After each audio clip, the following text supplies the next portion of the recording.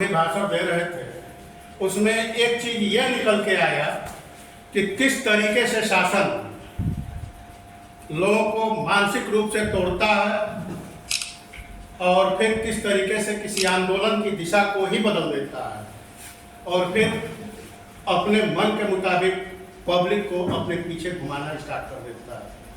जैसे ये जो हमारा आंदोलन हुआ था, शुरू में था अंग्रेजों भारत छोड़ो, लेकिन ये अंग्रेजों भारत छोड़ो वाला ये जो कॉन्सेप्ट था, कब ये आज़ादी की लड़ाई में बदल गया, कब भारत की जनता के दिमाग में गुलामी को जो है घुसाया गया। जिस समय हम कहते थे कि अंग्रेजों भारत छोड़ो, यहाँ से भगाओ इनको अंग्रेजों को, तो उस समय हमारे दिमाग में ये गुलामी वाली मानसिकता भर दी गई। वहीं पे अगर इस आंदोलन को मोड़ने की बात अभी हमने किया है, कहाँ से कैसे हुआ कि जिस समय हमारे भगत सिंह अंग्रेजों को भगाने और भारत को बचाने के लिए काम कर रहे थे, उस समय इनको गिरफ्तार करके सीधा जो अंग्रेज शासन था वो इनको जेल में बंद करके फांसी का फरमान जो है सुना दिया। अब वहीं से पूरी पब्लिक, यहाँ तक कि खुद हमारे शहीद लोग जो है टूटना शुरू हो गए। अब ये जो अंग्रेजों को भगाने का जो आंदोलन था, वो आंदोलन की दिशा कहाँ मुड़ी, तो सब लोग लगे लेटर लिखने कि इनको बख्श दिया जाए, इनको बचा दिया जाए, इनको फांसी न दिया जाए। इसका मतलब सीधा आंदोलन का रुख जो है दूसरी तरफ मुड़ गया और मानसिक रूप से इतना तोड़ दिया कि हमारे भगत सिंह को भी अंत में आकर के टूटने के बाद ये कहना पड़ा कि मैं एक राजनीतिक कैदी हूँ, मेरे सिर में गोली मारी जाए।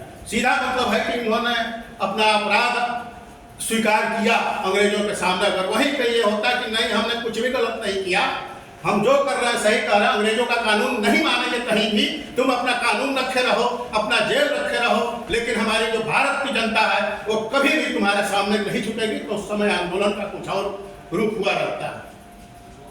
ये जो भारत को तोड़ने की बात हो रही है, आज से ही नहीं, शुरू से ही, जिस समय अफगानिस्तान वगैरह वगैरह कई देश अभी भारत के अंश थे, उस समय से ही भारत को तोड़ने की साजिश चल रही है। कभी कुछ करके, कभी कुछ करके, कभी एक प्रांत को अलग किए, कभी किसी प्रांत को अलग किए। अंत में जा करके जब ये लोग भारत की आज़ादी के लिए नहीं काम किए, जितने भी हमारे शहीद हैं, ये भारत की आज़ादी के लिए नहीं बल्कि भारत को बचाने के लिए इन्होंने अपना सब कुछ कुर्बान किया।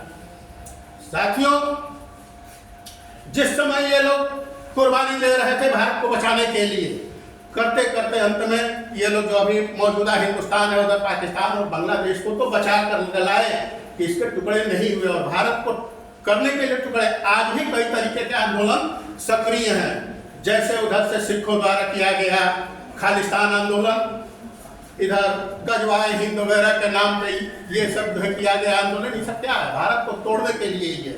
तो भारत बचते बचाते थोड़ा सा बस उसका अंश एक हमारे पास बचा हुआ है, जिसको बचा करके रखते हुए और अपने सुभाष पार्टी के लोगों के अंदर ये भर के उनके फिर हम अपने जो अविवाहित भारत हमारा था, जिसको अखंड भारत कहते हैं, उसको हम प्राप्त कर सकते हैं।